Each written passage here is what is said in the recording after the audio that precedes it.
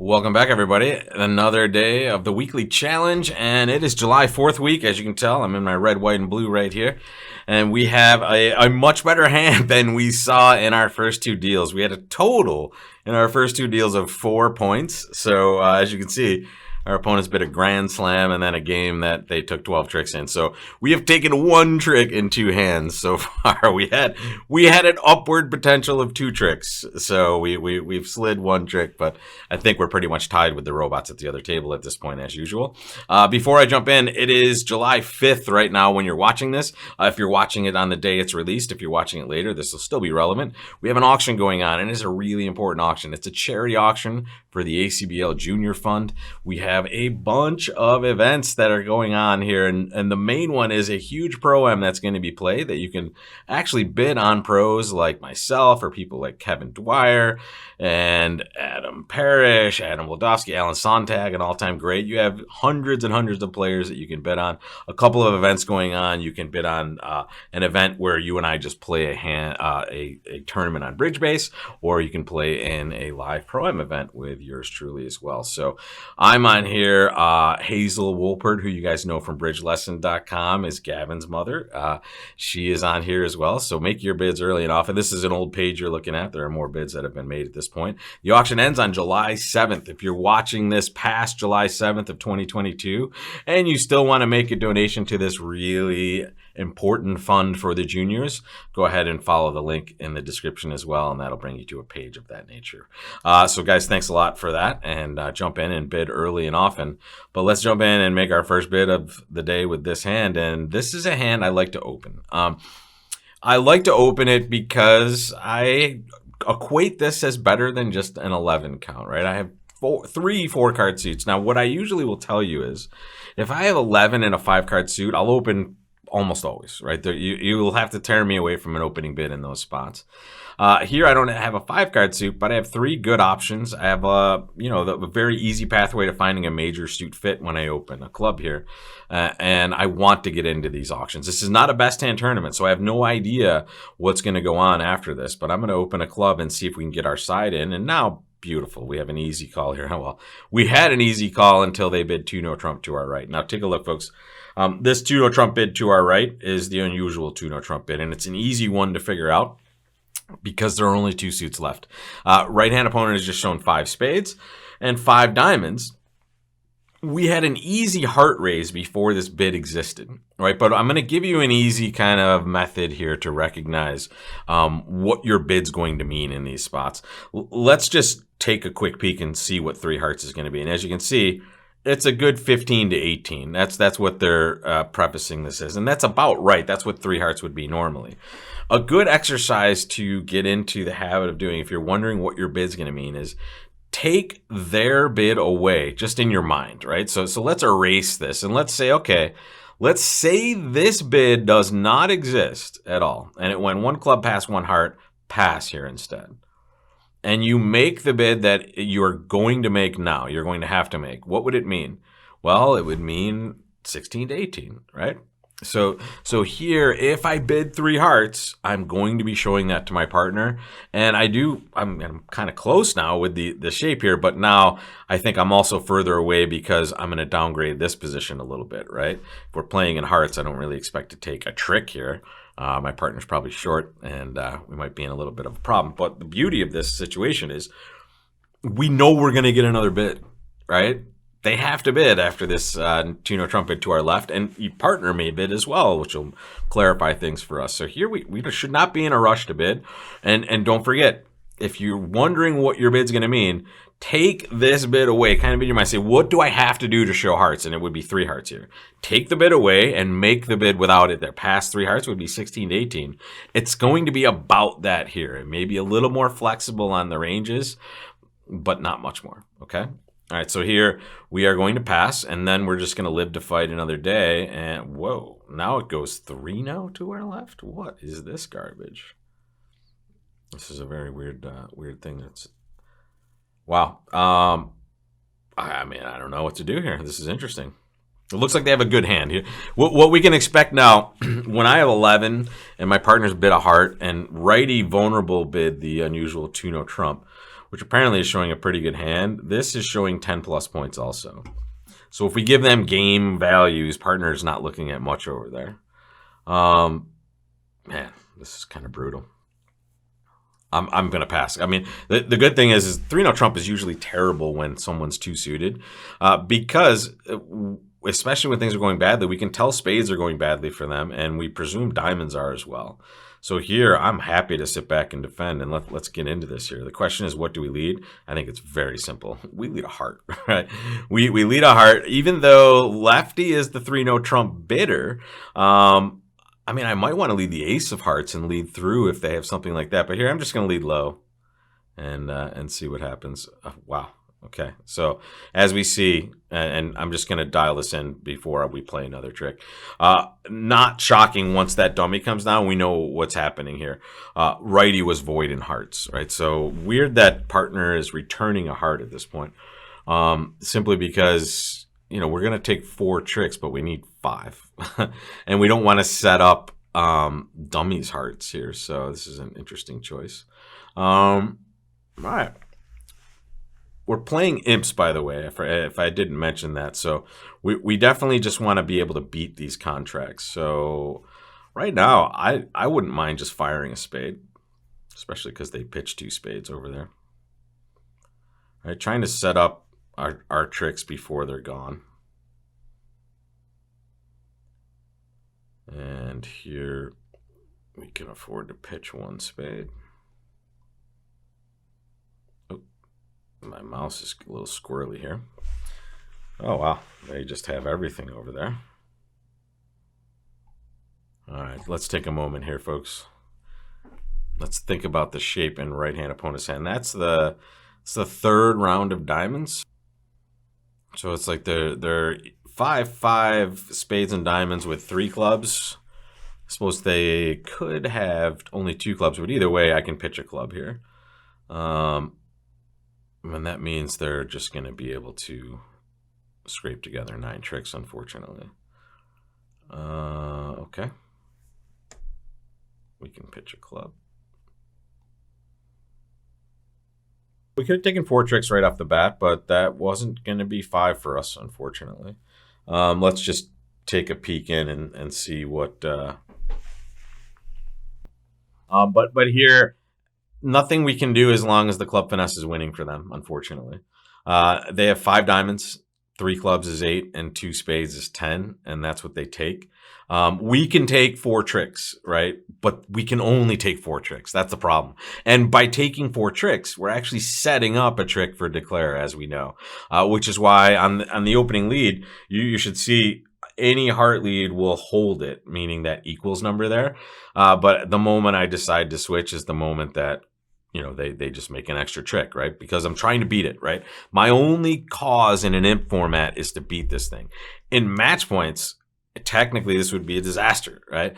Because we could have taken 4 tricks, right? And that's the biggest difference between imps and match points right here in this hand. We might lose an imp on this, right? If they took all 4 hearts at the other table, we'll lose 1 imp. But in match points, we would get a 0 versus a top, right? Or a 0 versus a tied for a top, right? So in imps, I don't care that I can take 4 tricks right away if I'm not beating it. I need to set up the set first, the beat.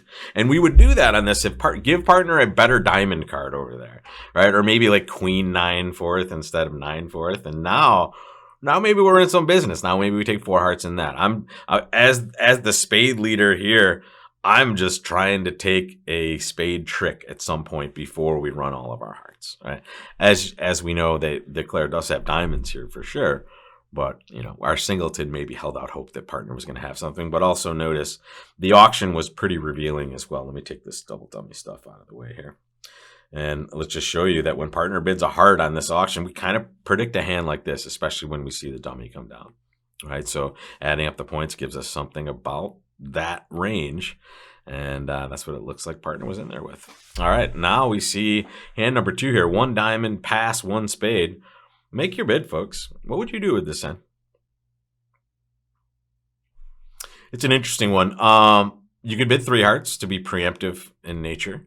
I don't mind just bidding 2 hearts and maybe taking another call at some point. I don't know if that we're going to confuse partner to show extra values here.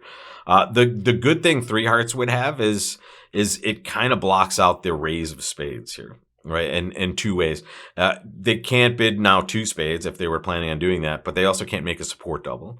And this heart suit is quite nice. I'm talking myself into a preemptive raise or a preemptive jump over call. Okay, so they just bid 3 spades anyway. Ooh, whoa, we bought a 4 heart contract here. How did this happen? Not too bad either. Look at this one, folks. They lead the king of spades, which is for the robots, as we know, king from ace king. So that's pretty good for us. It looks like we're going to be able to get ourselves a club pitch. Doesn't look like that's going to do us a huge amount of stuff here. But let's add up some points here first. Lefty, this should be that 15 to 18. Yeah, just like we saw in the last one. So let's give Lefty, I don't know, like 16.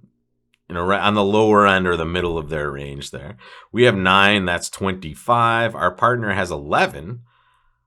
That is 36, which means East has 4. Does that make sense on this auction? I don't know if it does. Ooh, hang on a second, folks. I just realized I didn't have my trusty contract and card counter here. So here we see that righty responded 1 spade. So could they do that light? Sure. But could West also have less than that as far as high card points and still make the bid? Of course, because they have a fit, right? So West doesn't have to have 15 to 18 high card points. They have 15 to 18 total playing points. So what I would expect is East probably has like 6 or so, or a hand like we saw partner responded with, like a chunky holding somewhere, 5 or 6 points. And Lefty has the rest here. So them having the ace and king is not too much of a surprise, but also Lefty having ace queen of clubs now becomes not too much of a surprise either. Ooh, yes, robot. We love this. Thank you. We like when they just solve problems for us. This is a huge win. And now they solve another problem. They solved all of our problems except one, the heart suit. Right, so now we're sitting pretty. We will know that we can always pitch this low 5 of clubs on that queen of spades over there. We can also rough it at any point. Not a thing to do now. The next thing we're going to do in hearts is we are going to, first of all, let's think about the values here that we just counted. Lefty had the ace king of clubs, and the ace king of spades, the ace of clubs. That's 11. Do they have the queen of clubs? It would seem super weird that they would lead clubs from ace queen. So I kind of put the queen in East's hand more likely here, which means that if East has the queen and the king of diamonds, maybe the jack of spades, that's their 6 count. I'm going to make a robot play here. I'm going to play the jack of hearts. And this is a nice human being play too. When you're holding this, notice this is an 8 ever, 9 never situation usually. But if I can get them to cover without me having to guess a situation, that's good for me. But also you get to see in a live situation, a realistic play, when you put this on the table, you'll see your reaction to your left. And it'll be based on, usually things people can't control. They need to think. When they're holding the queen and they haven't thought about it yet, which is the trick. As an expert player, we make these decisions immediately when we see dummy. Meaning, for example, if I were sitting West with the queen of hearts, I would say if declare leads an honor, I'm going to duck it. Right? And then when they do it, I make the play smoothly in tempo. It's not easy to do if you don't have a lot of practice with it. So when you put the jack on the table, you might get a reaction from your left-hand opponent, right? So here, Lefty did open a diamond and jump to 3 spades, which means maybe they are short in a side suit, but that could have been clubs there. They let ace low. When I don't see the queen there, I just play low back to my hand. This is all the marbles, folks. This is all the marbles. It's an 8 ever, 9 never situation. If we play the 10 and we're right, we're getting a huge win here for plus 620. If we're wrong, it's a total disaster. Welcome to an imp decision here. I'm going to play the ace, I think, unless I can talk myself into a reason not to.